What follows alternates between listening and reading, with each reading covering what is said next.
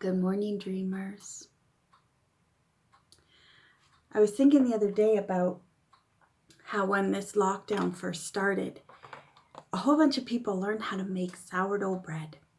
And there was a sourdough starter in the back of many fridges throughout the world. And how this sourdough starter continued to be there, constant, present, and in a time of super uncertainty. Something that could be depended on was the sourdough starter. And you could make loaf after loaf after loaf after loaf with the starter. And many of you still have yours and are actively using it. It was interesting because that picture reminded me of the love of God. We don't have to worry about running out. And He has instilled that love into His creation because we are created in His image. And love is something you don't have to protect. You don't have to put under lock and key. You don't have to put in a cupboard and hope it never runs out. You've got more. And when you use it, it will increase. It's something dependable in a world that isn't dependable. And perhaps a loved one passes through the veil between this life and the next. And it feels like your heart has been ripped into pieces. That's because love sometimes hurts. But there's more. Reminds me of an infomercial. But wait, there's more. Because there is more. And soon that love that you had for that one who passed will be transferred to someone else. And you will always have that starter named for the person that you love so dearly. And that starter will grow into love for this person and that person, the cashier at the coffee shop, the mailman who so desperately needs it as he slips through the ice and snow. And we just love. God doesn't tell us that we have to be specific and that we need to make sure everybody follows our theologies and doctrines. He says love. It's up to Him to do the rest. So we step back and let Him. My mom posted something on Facebook yesterday, and it was when teachers asked 4 to 8-year-olds what love was. Instead of having some deep, amazing literary description, they came up with examples. Like when Grandma's arthritis got too bad, Grandpa painted her toenails. And when Mommy takes coffee from my daddy and she takes a sip on the way to bringing it to him just to make sure it's okay.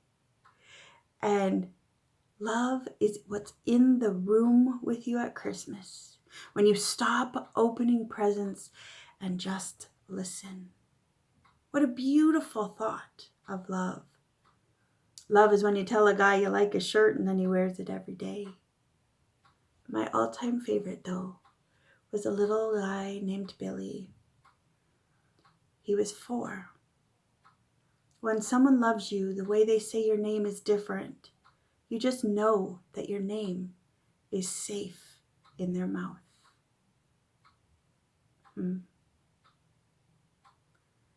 Did you realize that your name is safe in the mouth of God? And when He says it, you know it's Him. Because it's different. He loves you. You are so special. And so now that you have that starter in your heart, who are you going to pass that love on to? Are other people's names safe in your mouth? I don't just mean those close to us that are easy to love, or those connected to us by blood because we have to love them.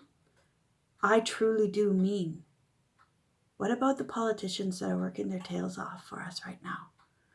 What about the stranger in the street who's starving, and if he's lucky, he gets to go home to a tent? What about the sandpaper person at work that is constantly coming back at you with something? Is their name safe in your mouth? because they too have been created in the image of God, and He loves them. And sometimes we look at them and go, how and why? And are you kidding me? How in the world did God create teenagers? But seriously, what happened there? Right? Are their names safe in your mouth?